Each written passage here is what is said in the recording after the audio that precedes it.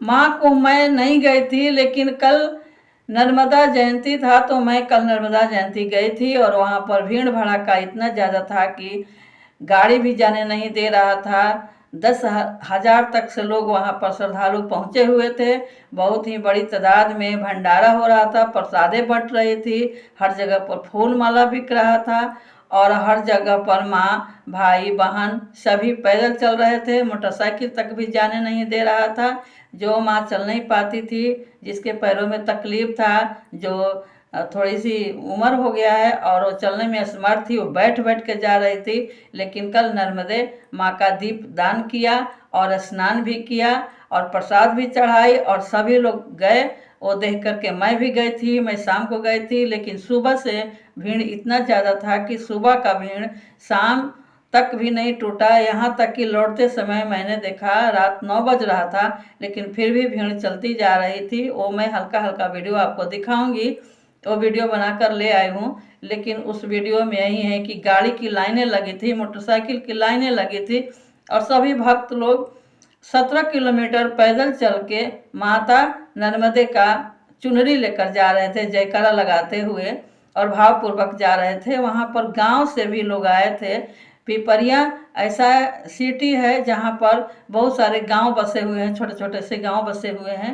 सब गांवों से भक्तजन लोग आए हैं जो मेहनत करते हैं और माँ नर्मदा का आशीर्वाद पाते हैं। हमेशा वहाँ पर एकादशी पूर्णिमा को होता ही है, लेकिन कल कुछ खास था तो सभी लोग ने श्रद्धा ले करके अपना गए थे और भंडारा भी कराए हैं। हर जगह पर भंडारा था और हर जगह पर प्रसाद मिल रहा था। वो प्रसाद मैंने भी खाया और उस प्रसाद में इतना दम था कि हम लोग पैदल ही चल करके गए और वो काफ़ी दूर गाड़ी लगी थी, फिर आकर गाड़ी में बैठे, फिर गाड़ी से हम लोग घर आए।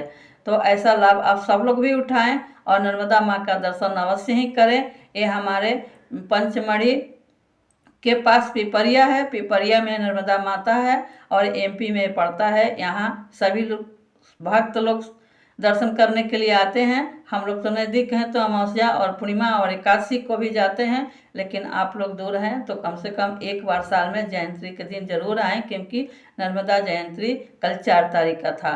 और कल की ये भीड़ मैं आपको बता रही हूँ। इस भीड़ में इतनी सारे लोग थे, कोई भी भगदड़ नहीं हुआ, कोई भी वहाँ पर हंगामा नहीं हुआ, कोई भी तेतु में नहीं हुआ। सब एक मिनान से चल रहे थे।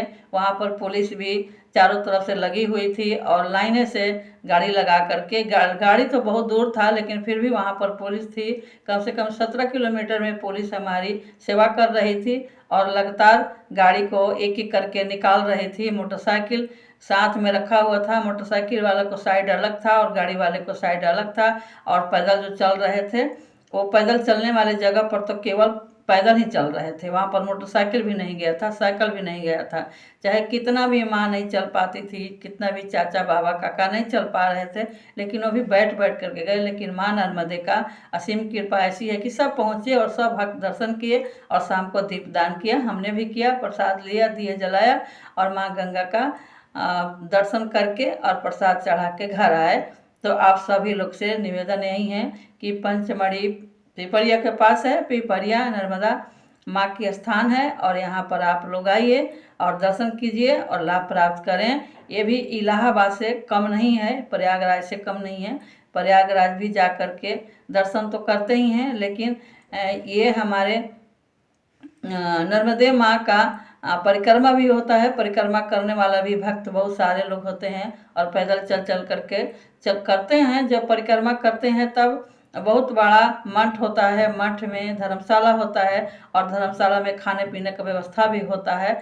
अगर आप दूर दराज से आ रहे हैं तो उसमें खाने का भी व्यवस्था है और नहाने रहने और हर चीज़ का सुविधा वहाँ पर उपलब्ध है।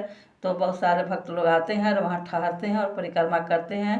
1 2 दिन 3 दिन 4 दिन 7वें दिन तक से वो परिक्रमा करते हैं, क्योंकि बहुत ही दूर दराज में है।